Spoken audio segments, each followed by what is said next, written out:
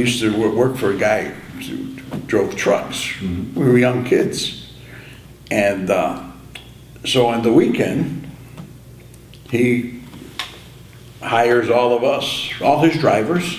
Now remember, we're not union guys, we're not getting union pay, we were getting $4 or $5 an hour. And he took us by old man Paul's house, and he lived in River Forest. And this was the boss, I mean the boss. He's an old time guy. And we had to clean his yard, which needed no cleaning, but it was manicured. You know, he wanted, because he has a party, and we did it all. And later on in life, after I did all these chores, he wanted to give us money. We couldn't take no money from him. Come on, take this money. He had an accent. No, I can't take it. I saw him, and I was a policeman. And I said, I used to clean your house. He goes, oh, very good boy. He didn't remember, but he was nice. He was nice, but he was an old time, big time boss. He was an old mafia boss. This guy was with Al Capone. You know, he was big guy, but a nice man.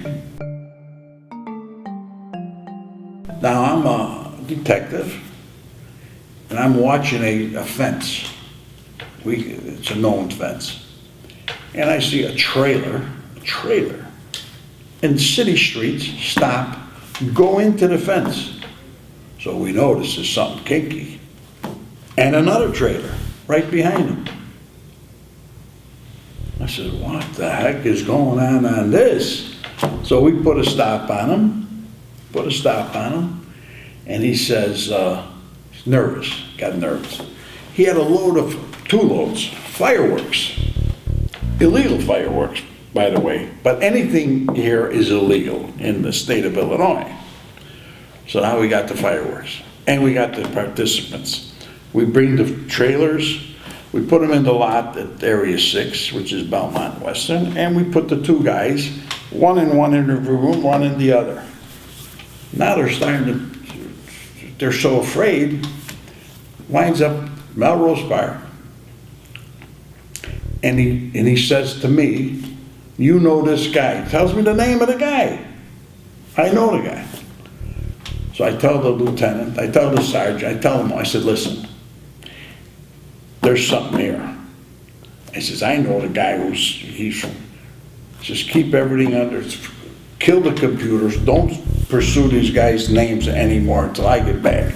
So I go see the guy you mentioned. I said, listen, Lou's name was Lou. I said, Lou, we got these, oh my God. I said, I mentioned you. I said, no, what do you want to do?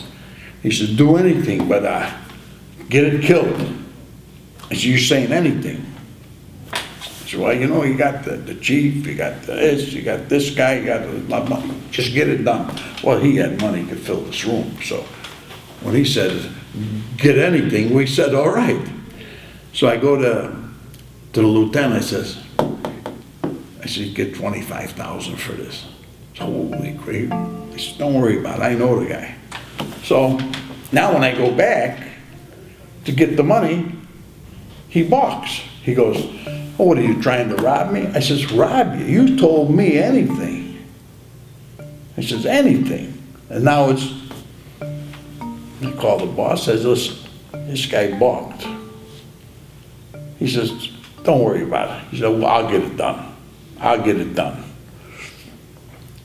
He says, let's go. So we went to a restaurant in Forest Park, was where these guys met for business, you know.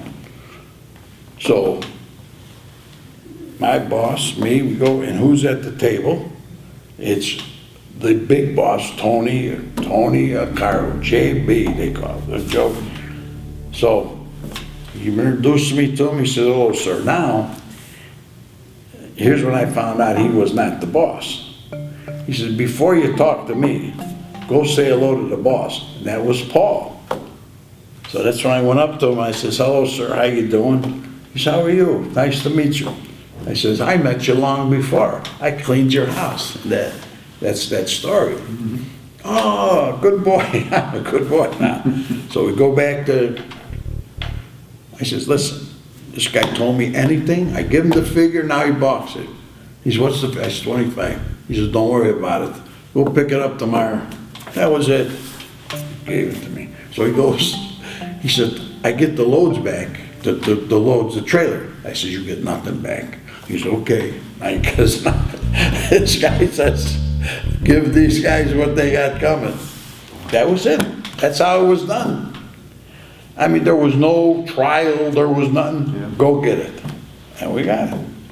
That was power. That was, you betcha. You betcha.